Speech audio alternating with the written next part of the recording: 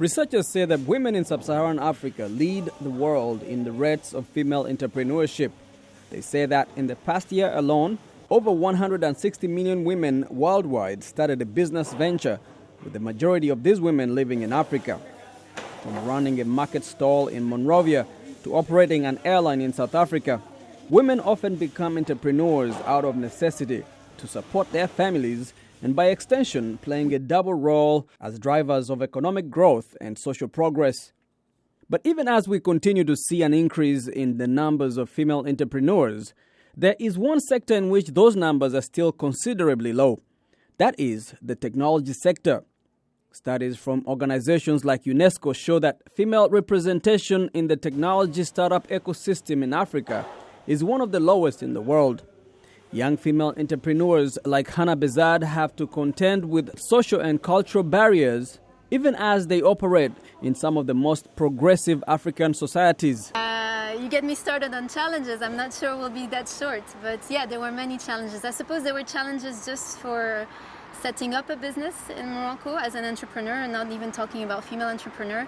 So I feel like the public institutions could do a better job in attracting people that really want to invest in this country and retaining them, making it easy. It was quite a struggle to just change my appointment, to set up my company, have my papers on time, to go to France, sign my franchise contract, things like this that shouldn't be a problem. Hannah is founder and CEO of L'Ovegan in Casablanca, part of a worldwide network of coding schools and tech hubs. She returned home to Morocco after education in France and the US to open L'Ovegan's first African campus. What can you tell us about your city here? What are we looking at? My new city, I have to say. I'm from Rabat. Yeah. Well, welcome to Casablanca, the biggest metropolis in Morocco. One of the most attractive ones in Africa, I'd say. Right in front of you, you have Hassan II Mosque. It's one of the biggest mosques in the Muslim world. We're here in the marina. It's a beautiful space. We have our campus here. There's also another business school campus. Moroccan tech startups raised over $4 million in financing in 2017. This is one of the factors that is attracting young African entrepreneurs to leave more robust startup ecosystems in places like the Silicon Valley and move back home. They don't want to miss out on the change that is taking place across the continent. It was time that I befriend again my own country on my own terms, that I carve my way out. It would make sense for me, it would make sense for a lot of people, and so it's been a year now that I set up this coding school, that I launched Duartech as a prototype, that I'm also carving my way out as an independent female entrepreneur in Morocco, and I have to say it's thrilling. I love it.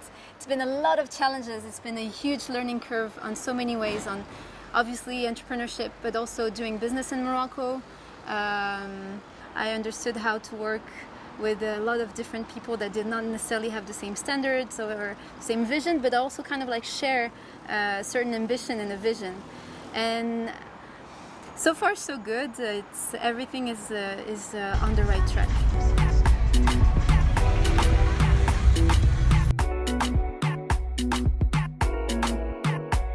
You know, 2 years ago, I came back with a friend. We traveled throughout Morocco, and I thought to myself, there are so many things that if I don't learn now, I will be losing touch with the reality of Morocco.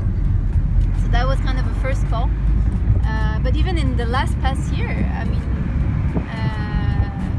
so many things are changing. Starting and running a business is not an easy task. And that task gets harder if you're a woman operating in more traditional societies like the Maghreb. Hannah can already relate. It was tough for me to understand this. It was even tougher to explain this to my colleagues because they're from another background. They don't get it, that female leadership is very new, but it's even newer here, and a lot of people are actually sabotaging it. So when they see me, young, ambitious, and I mean, sometimes it gets some resistance reactions that are very tough. On the beat. I I'd say people in Casablanca are hungry. And so that's why it makes sense that the emerging tech scene is happening in Casablanca. It's also happening in other cities, I have to say. Like, typically Marrakech is also very attractive for creatives. So yeah, I now like Casablanca very much. So you see here, we're getting to the marina. So our campus is in the marina. We have a view on the beach. We have a view on the Hassan II Mosque. We have a view on the rest of the city, 360 degrees view. Not bad. Yeah, not bad. Also a view on the slums, and those are the realities. Yeah, just there, because you're gonna see the space. It's large. We have a lot of light. Students are in a very comfortable environment, and it's super important because you have to have the right conditions Space. to be open to learning so much in so little time. I had the chance to welcome one of those entrepreneurs I really want to have more of. She created an application to address the need for remote follow-up for cancer patients. And in a country like Morocco, where only a few cities like Rabat, Casablanca, Marrakech are in the proper standards of having medical infrastructure, it is key to have tech and web products addressing such challenges. So this is the type of projects I want to encourage: medtech, edtech, or any sort of other tech, but that is relevant to what we are facing here. Studies show that on average, women-led businesses are better performers in terms of their return on profit.